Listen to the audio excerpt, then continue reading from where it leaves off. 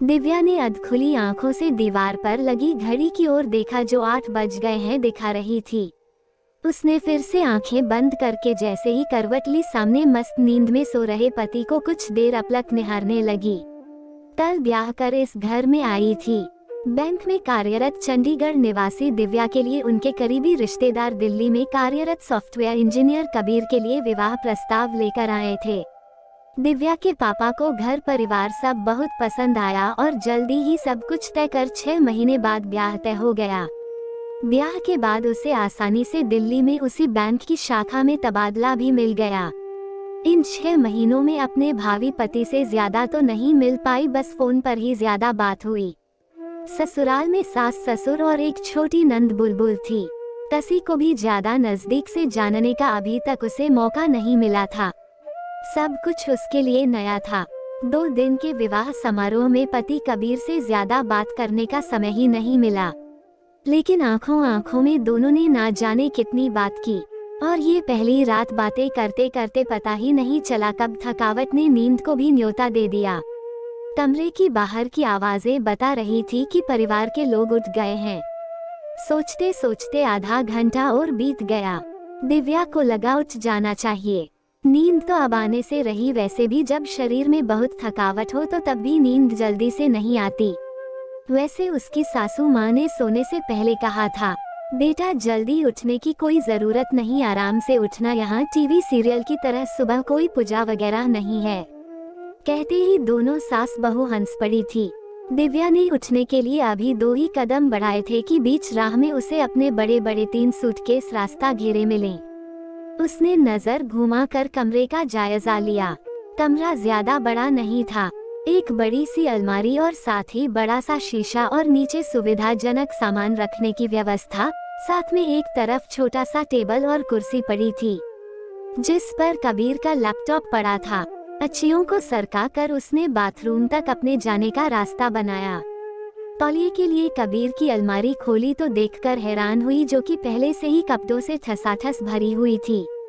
देखते ही उसके मुख से निकला, हे राम, यहाँ तो रुमाल भर की भी जगह नहीं है, मेरे कपड़े कहाँ जाएंगे। खैर थोड़ी देर बाद बाथरूम से नहाकर जब बाहर निकली तो सूटकेस देखकर सोचने लगी, माँ ने किसमें मेरे हल्के फूल के कपड़े रखे हैं।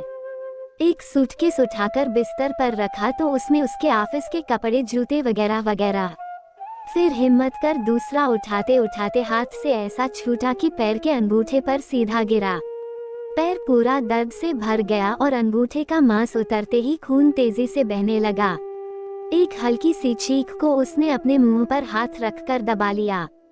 नहीं चाहती थी कि पति की नींद में खलल आए। उसने जल्दी से साथ पड़ा रुमाल चोट पर बांधा, दूसरी अटैची खोली और भगवान का शुक्र किया, सब कपड़े उसी में थे। एक हल्का सा गुलाबी रंग का उसने प्लाजो सूट पहना, बड़ा सामान्य सा मेकअप किया और बाहर आ गई। रसोई में उसकी सासू माँ रेखा और कबीर की चाची नीता खड़ी बातें कर रही थी। दिव्या ने दोनों के पांव छूकर प्रणाम किया। रेखा ने उसे बहुत सारा प्यार और आशीर्वाद देकर कहा, बेटा तुम बैठो, मैं तुम्हारे लिए चाय बनाकर लाती हूँ। दिव्या भी बात जारी रखते हुए पूछने लगी, पापा जी, बुलबुल सब उठ गए? रेखा, पापा तो कब से उठ गए और बुलबुल तो 12 बजे से पहले उठने वाली नहीं। दिव्या, हाँ वो तो है, शादी की थकावट भी तो बहुत होगी। उसकी बात सुनते ही मीता बोल पड़ी, वो तो महारानी है इस घर की, यह तो उसका रोज का उठना है बहुरानी। तुम्हारी जो यह नंद है ना किसी राजकुमारी से कम नहीं, धीरे धीरे तुम्हें उसके शौक नाज नखरे पता चलेंगे, कहकर चाची आंख मटका कर हंसने लगी। तभी रेखा की नजर दिव्या के खून से भरे उस रुमाल पर गई तो वो एकदम घबरा गई। ये चोट कैसे लगी बेटा? वो उसके पैर की ओर देखते हुए बोली। वो अटैची लग गई कपड़े निकालते हुए। ज्यादा नहीं है, ठीक हो जाएगी, कहते हुए दिव्या सासू माँ से पूछने लगी, मम्मी जी मेरे कपड़े रखने के लिए कोई जगह है? रेखा, सच में बेटा, मैं भी इसी बारे में सोच रही थी।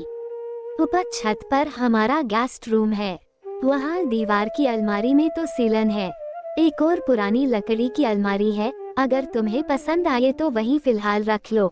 फिर जब समय मिले तो कबीर के साथ जाकर अपने लिए एक नई अलमारी खरीद लाना। दिव्या सुनकर खुश हुई और 2 दिन के बाद चाचा चाची के जाते ही अपनी सारी अटैचियां कमरे में पहुंचवा दी।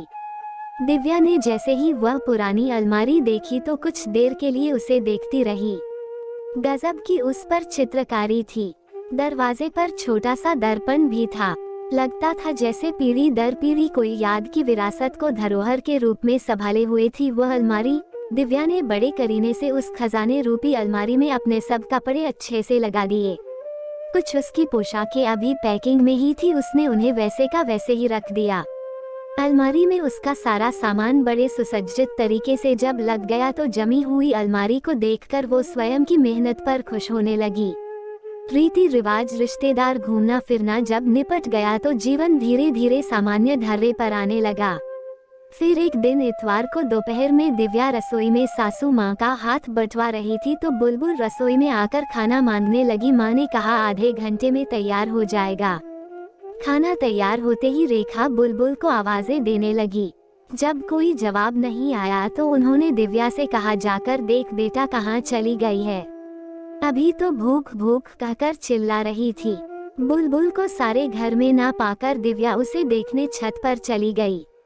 ऊपर छत पर पहुंचते दिव्या के पांव जैसे जमीन से जुड़ गए। सामने का नजारा देखकर उसके होश उड़ गए। बाहर छत पर जो चारपाई पड़ी थी उस पर दिव्या के सब कपड़े नुमाइश की तरह खुले पड़े थे। उसकी महंगी महंगी ड्रेसेस एक दूसरे पर एक ढेर के रूप में पड़ी थी, जिसे खरीदते वक्त उसने ना जाने कितनी बार सोचा था एक मध्यम वर्गीय लड़की के लिए एक एक पैसे की कीमत होती है। वो अंदर कमरे में गई तो बिस्तर पर भी उसके कपड़ों की जैसे प्रदर्शनी लगी थी। पैकिंग के सभी लिफाफे इधर उधर बिखरे पड़े थे। सामने बुलबुल शीशे के सामने उसका गाउन पहन खुद को मटक मटक कर देख रही थी। हजारों दिमाग में सवालों के बाद दिव्या बस एक ही बात कह पाई, बुलबुल ये सब क्या है। दिव्या को देखते ही बुलबुल को जैसे अपनी उलझनों का तोड़ मिल गया।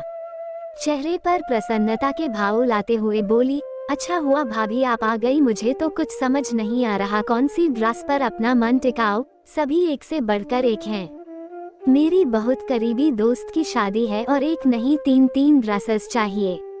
उसकी बात सुनते दिव्या अपने मन के आवेगों को नियंत्रण में रखकर बड़े प्यार से बोली, लेकिन दिव्या तुमने तो अभी शादी में भी कितने कपड़े बनवाए होंगे और फिर ये सब तो मेरे साइज के हैं। बुलबुल भाभी वो तो सबने देख लिए और साइज कोई समस्या नहीं, वो तो मैं आधे घंटे में ठीक करवा लूंगी, बस आप मेरी यहाँ मदद कर दो। दिव्या मुझे नीचे बहुत काम है और तुम भी आकर खाना खा लो कहकर दिव्या नीचे चली गई। नीचे आकर जब रेखा ने पूछा तो दिव्या ने सारी बात बता दी। माँ ने ये लड़की भी कहकर इतनी बड़ी बात को बिल्कुल हल्के में लिया तो दिव्या को एक और झटका लगा। बुलबुल के इस कारनामे का अब तक कबीर को भी पता चल चुका था।